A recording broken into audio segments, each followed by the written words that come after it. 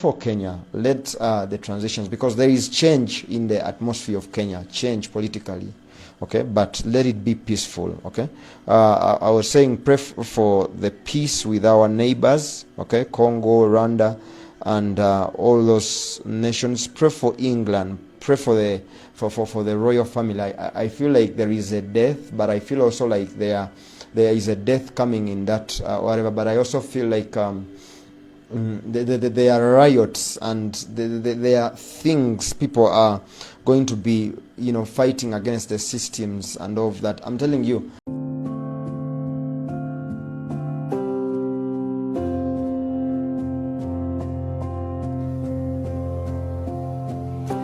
This is a CBS News special report. I'm Nora O'Donnell in our nation's capital, and we have breaking news from the United Kingdom, where we have just learned the sad news that Queen Elizabeth II, the longest-serving British monarch, died today at Balmoral Castle. That is her summer home in Scotland.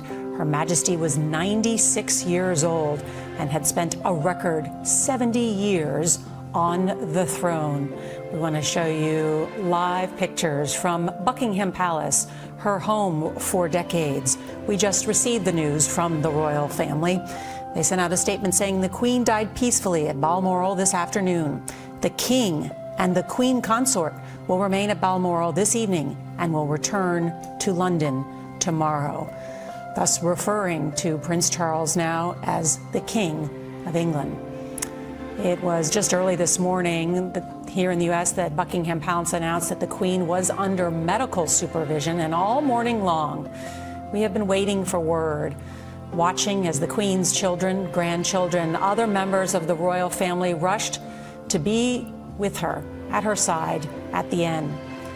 We want to show you these shots of the royal family arriving at Aberdeen Airport in Scotland.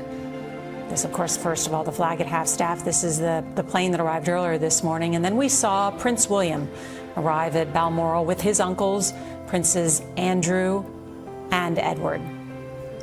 There are at least a few thousand people here, all of them from the public sector and with one common cause. They are calling for a pay rise. They want a better deal from the government. I have two social care workers here with me from Birmingham.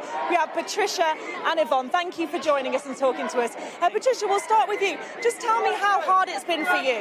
It's been very difficult. You have to juggle with two jobs. I'm a lecturer. I look after my daughter who has got mental health issues. It is hard. We demand better pay. We demand better sick pay. We demand better for our children. We are tired of being lied to. We are tired with the government that lied to us constantly. We deserve better. We demand better pay. We demand sick pay. That's why we are here today. All the workers in England, they deserve better because they work very hard. Thank you. Yvonne, just give me a sense of, you're also a social care worker.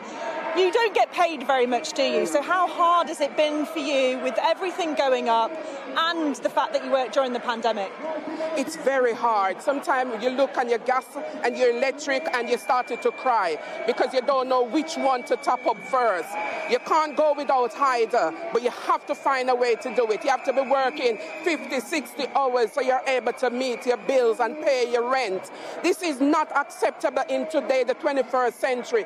This Tory government needs to do something for care workers. We deserve better. We have worked through the pandemic, all through the pandemic, and we did not even get a recognition from our provider to say thank you for your hard work that you have done. It's not acceptable. We deserve better, and that's the reason why we are here today. We need to be able to pay our bills and live comfortably.